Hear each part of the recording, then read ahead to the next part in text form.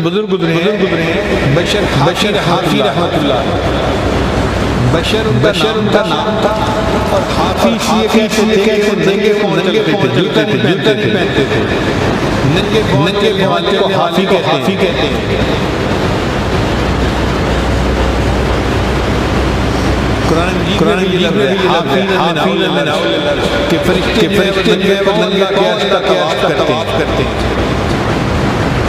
یہ بشر شرابی تھے، غفلت زندگی تھی۔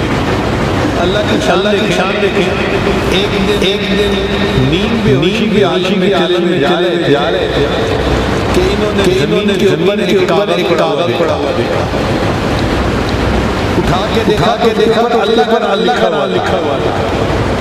تو عجیب لگا کہ میرے اللہ کا نام اور زمین پر پڑا ہوا ہے۔ انہوں نے اس کاغذ کو صاف کیا اور ایک دیوار کی جگہ تھی وہاں پر اس کو اوپر رکھ دیا۔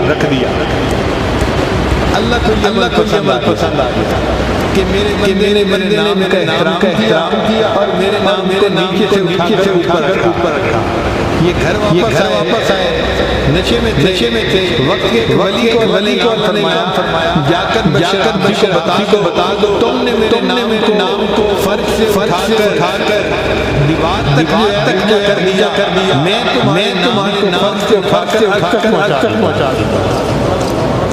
یہ خوشخبری ملی اور دل کی حالت بدل گئی۔ اسی وقت شراب کے توبہ کرنے کی راستے پر آ گئے، پھر اس کے بعد زندگی گزاری۔ عجیب بات تھی کہ یہ جوتا نہیں پہنتے تھے۔ کسی نے پوچھا کہ جوتا نہیں پہنتے؟ فرمانے لگے توبہ کی تو جوتا نہیں پہنا ہوا تھا۔ پھر توبہ کرنے کے بعد میں تلاوت کی تو اللہ نے فرمایا فنعم الماہدون، اللہ نے زمین کو فرش بنایا۔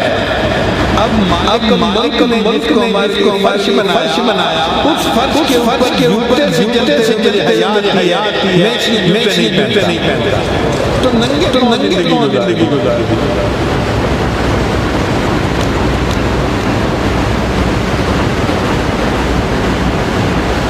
کچھ شہر میں ایک آدمی تھا جس کے پاس زیادہ گاڑی تھی۔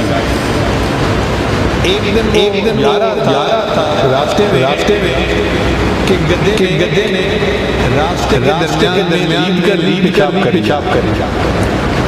تو گدے نے رونا شروع کر دیا۔ لوگوں نے رو کیوں رہے ہو؟ کہنے لگا مجھے بشرا فوت ہو گیا۔ اور جب پتہ کیا تو واقعی فوت ہو گئے۔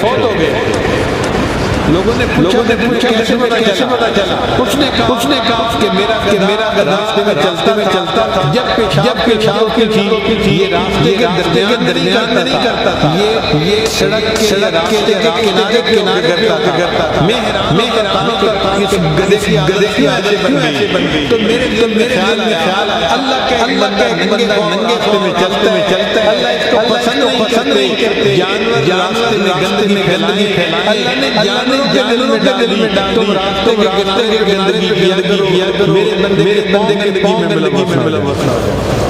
آج چونکہ گدے راستے کے درمیان میں گندگی پھیلاتی، تو میں سمجھ گیا کہ چلنے والا آج دنیا سے رخصت ہو گیا۔